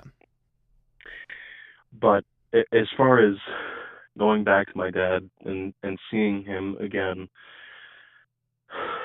I feel like I'm really against it, just because in the last year that I lived with him, I had started to look into mental illnesses and stuff, and the narcissistic personality disorder, all of that, and I just felt like being dishonest wasn't the way to go, so I just full on approached him, which apparently isn't usually a great way to go with narcissists. And I told him, hey, I think you may have a narcissistic personality. And of course his response was along the lines of, what do you mean narcissist? I don't think I'm that great. I'm not always full of myself. And I was like, that's not what it means as a disorder. But he didn't care. And there you go. I brought up a lot of things that he did from my childhood, and there were a few times over the course of months where I just asked him, do you think you ever made a mistake as a parent? And his answer was always no. And I remember the last time I ever asked him, did you ever make a mistake? He didn't say no. He just said, you made it very hard to raise you on purpose. Whoa. And yeah, at that point I realized he wasn't living in reality. I don't know if it was his upbringing, like I mentioned, or any number of things, but he wasn't even able to acknowledge, hey, maybe I did something wrong at the cost of his own pride. And Right. again, blaming a child. He even said about examples I gave him when I was as young as 4 years old, that was your fault. Right. And I don't know. I think if I can get my mother to at least admit that maybe he did some wrong, maybe she can talk to him, because like a lot of people with unhealthy personality issues, he really has that one person, his favorite, the person who can do no wrong, which is my mom. But at the same time, she's so terrified of upsetting him. I don't know, but I think I can maybe get her to at least help him think about how he raised me and my sister. Well, a narcissist won't be able. I mean, I'm not saying you shouldn't try. I'm just trying to, if he's that narcissistic that he's saying it was your fault at the age of 4, and that's quintessential narcissism. Narcissists can't accept fault. They can't change their mind. They can't apologize very easily, and when they do, it's kind of like half-assed. There's no reasoning. There's no everything is just the world's fault. Everything is there's never anything to be learned for a narcissist. And I'm not telling you what to do, but I do sense that you're spinning your wheels, and I guess I would just put it to you this way, like, just be brutally honest with yourself. I mean, you're in your own shoes and we're not, so I guess I would want you to know that you're going to be really brutally honest with yourself in the situation about when you're spinning your wheels and when you're just exhausting yourself in trying to salvage the relationship. And you'll know when that time comes. It doesn't sound like you're there yet. If you get there, I guess I would just say, like, if you ever get that feeling that you're exhausted and just spinning your wheels, then consider that you're there, and consider what next steps might make sense. Yeah, I definitely was there, but just with people I care about, like I said, my grandma, who has been really good to me, with people like her not really understanding fully and insisting I should try, it kind of brings me back. And at the same time, I don't want to put all of that on her. Right. And make her, think about all the stuff that happened when I was a kid that she didn't realize. But I think I'm probably gonna just give him one chance after this and just see if he's able to be honest about himself and to other people. Watch some of Dr. Ramani's YouTube videos. Consider watching her channel. Do you know Dr. Ramani Diversala? Yeah, I do. Have you seen her YouTube channel? Not a lot, a small amount, but I that YouTube I'll channel definitely watch some more. Yeah, that YouTube channel is a gold mine. It's free. She's got to have over 100 videos on that thing by this point. Might be really good soul searching for you in this quest to save the relationship with your dad. I'm not saying it's impossible. It is possible for some people. It's just very rare that that's the case. So it's certainly worth fighting for. And, we're going to have a short phone call here. None of us know where you are. You've shared some things about where you are, but no one knows the situation like you. So I'm just trying to, nothing I'm saying here is trying to convince you to do anything. It's just, you've called in asking, and I'm trying to tell you what I know about dealing with people like this. And I've dealt with a lot of people who would be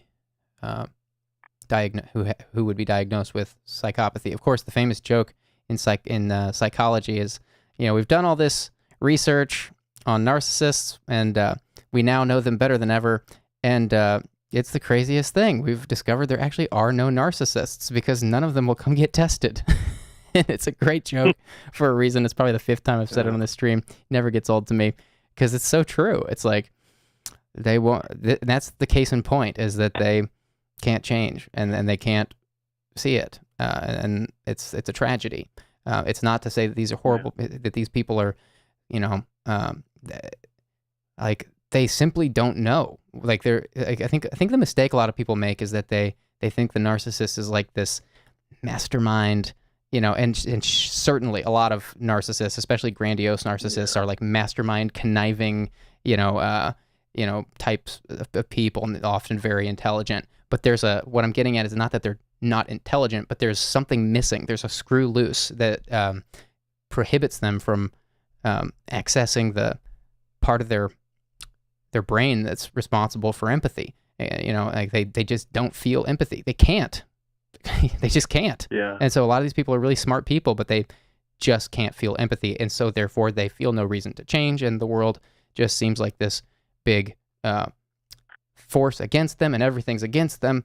And that's what a narcissist is. It's not that they it's complicated, and of course there's different cases of narcissism, but at the end of the day, narcissists are people that can't feel empathy. It's not that they refuse to, they just can't. My friend, I'm really sorry. We are winding down the stream now. It's 11 o'clock Central Time. We do this for about 2 hours. No, don't be sorry. I'm sorry. I'm wondering, is there anything else real quick you wanted to cover? I can't go too late tonight is the only thing.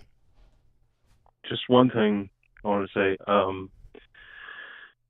I really, really appreciated that around the time I was in early middle school, a lot of your comedy and everything was really popular, and I loved it. And I do some small filmmaking stuff with a lot of my friends, and a big part of that is because of you, and that's one of the few things that really makes me feel okay when everything else makes me feel horrible. Oh, that's really sweet and kind of you to say. I appreciate your support. I mean, it sounds like you've been watching a long time. It's actually funny. A lot of my content from back in that time was kind of making fun of narcissists. So it's funny you bring that up. I mean, video games kill kind of reminds me of my dad. Oh boy, sorry to hear that. Goodness. Yeah, no problem. But just thank you for talking to me, and for putting out content anytime that you do. I hope things go okay for you. I appreciate that. I'm glad you called in. Nice speaking with you, and appreciate you sharing like you did. Wishing the best for you. Hoping to hear a good update. Call us back anytime. We'll be here. All right, I'll try. You have a good night. You too. Take care. All right, chat. It's that time. We are closing the stream. Thank you guys so much for being here. These streams are the highlight of my week. We do these on Sundays, Tuesdays, Thursdays at 9 p.m. Central. That's 10 p.m. Eastern, 7 p.m. Pacific. And we also do a prank stream here on Wednesdays. And I am inching towards other things on this channel besides live streams. But the live space is a space I'm very interested in. And I think it's an exciting frontier on the internet. So I'm kind of pouring a bunch into live streams. I always look forward to these anonymous live streams in particular. They're very special to me. So I'm so glad that you guys are always here. Huge shout out and thank you to our mods. Tonight we had Offcore, Easy Cheesy, Jake Cooper, and I believe that was it. You guys are awesome. So grateful for you guys, and grateful for all the good food for thought in the chat. Thank you guys for being here, and I hope you have a great night. Good night.